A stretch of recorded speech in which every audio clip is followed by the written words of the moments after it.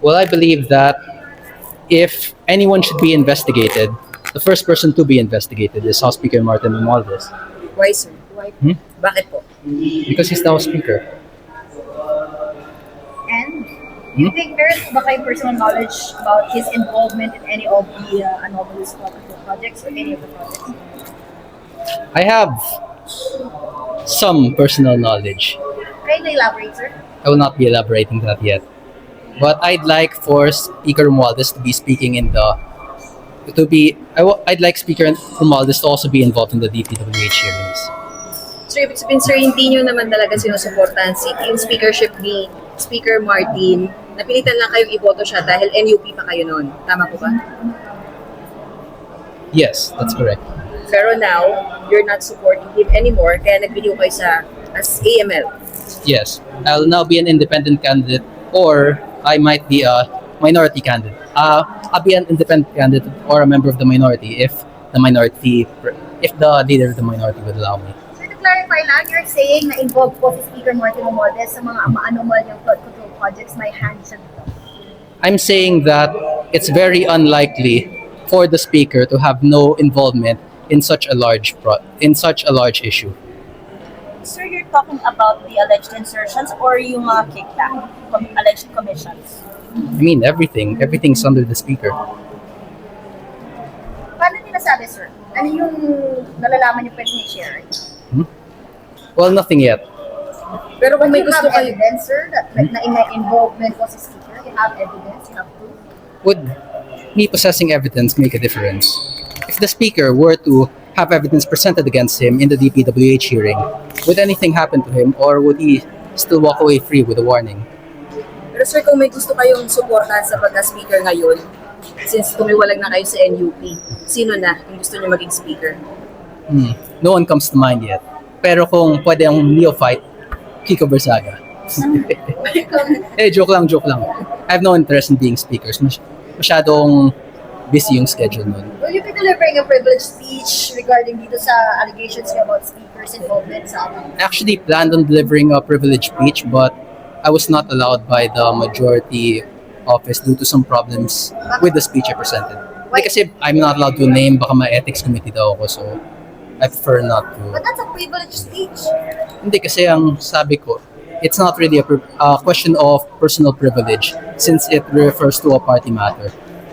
So parang ang ginawa ko na lang is I just posted it online so that everyone, especially my party mates in my district would know what has transpired. Sir, naman sa inyo. Yes. But my district is still 100% NUP. The vice mayor, the councilors, and the mayor is still That's NUP. what's holding you back. That's what's holding you back. Well, we might not know. Sir, sa House Infracom, magvo-volunteer ba kayo na magsalita? House Infracom, since related sa flood control, sabi niyo. No, because see, this is what's going to happen. No matter what form of evidence we show to the public, there's gonna be no results. It will be the same no matter what. That's the sort of justice system we have in our country. How do you say so, sir, bakit di nyo i-try? Malay mo kayo yung mag-start. Well, do you believe that I should be trying that? Then I'll take that consideration. But right now, I don't believe that justice can be found within the DPWH hearings. And I don't think that any of the big players or the big beneficiaries of any stolen funds will be facing justice. Sir, are you coordinating with Congressman Toby Chanco regarding the anomaly sa budget insertions? No, I don't really know Toby Chanco. I don't really know Toby Chanco that much. Sino, sir, mga nakakausap mo? Random lang, kung sino lang yung mga mahilig sa pusa. Wala naman kumausap sa inyo, sir, about replacing the speaker from this point na nag-resign na kayo. Well, I only heard about it last night that I apparently was plotting to replace the speaker, but I had no involvement in that. Everything that I've done until last night was for the benefit of my party. For kanino daw ba yung speaker? Signatures? For kanino? No. For sino daw yung narinig mo? Someone within my party stated that I was collecting signatures to remove the speaker. I-replace him kanino? Sino? So, sir, what do you want to say, sir? Okay. This is in reaction to the statement made by si Congressman Barzaga, no? Tungkol dun sa sinabi niya kanina. Of course, it is his right to say things like that. It is his own opinion. But as far as the Office of the Speaker is concerned, because he mentioned the Speaker, hindi po nakikialam ang ating Speaker sa usapin ng partido, no? Dito sa ating mga miyembro sa mababang kapulungan.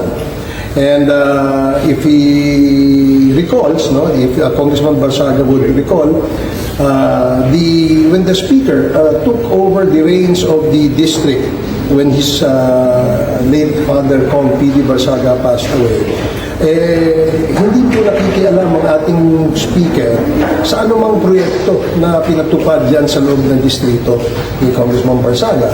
Ang kanyang binigyang diin o binigyang pansin ay yung mga programa at mga activities that have been extended to the constituents of the 2nd District of Cavite. Doon lang limitado ang engagement ng ating Speaker. So if Congressman Barzaga would like to seek an audience with the Speaker at any given time, the Speaker would be available, no, to give him that time and discuss things or ask clarifications directly from the Speaker. There is no involvement po sa alleged anomalies sa flood control projects. Well, I think he already recanted and I think issued another statement saying that he has no personal knowledge on that. At sinasabi naman niya, kanyang opinion niya. And of course, he's entitled to that opinion. So, paano sinasabi na wala rin investigahan si Speaker? Yun nga ang kanyang unang sinabi, kaya ang sinabi ng Speaker na kung meron siyang mga tanong o meron siyang gustong i-clarify, pwede niyang gawin yan, no? Through, by seeking an audience with the Speaker at any time. The Speaker would be more than willing to accommodate him.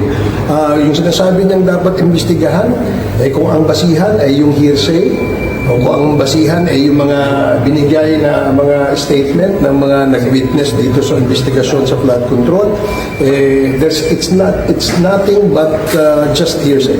So I think Congressman Barzaga now realizes that there is no weight to those statements issued against personalities in the House of Representatives. Sir, may personal knowledge. There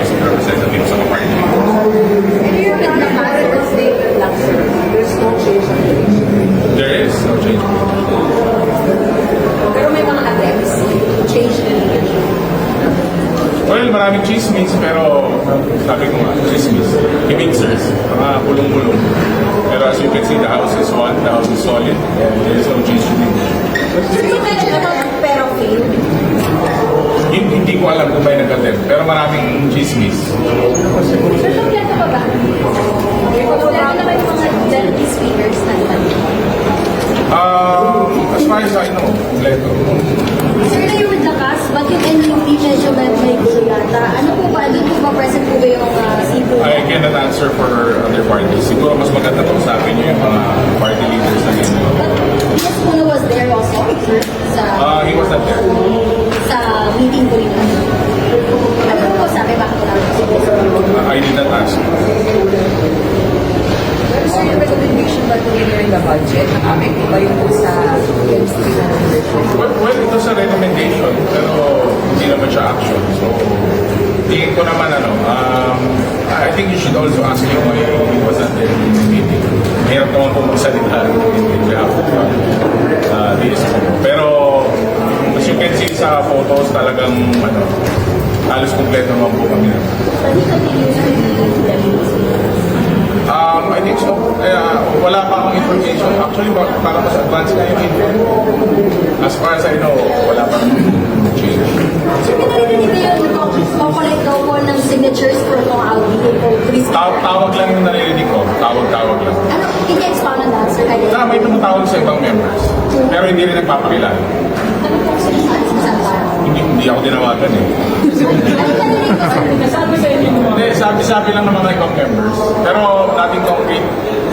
parang nag-start po to before pa ng 20th Congress. Same na mga parang sentiments.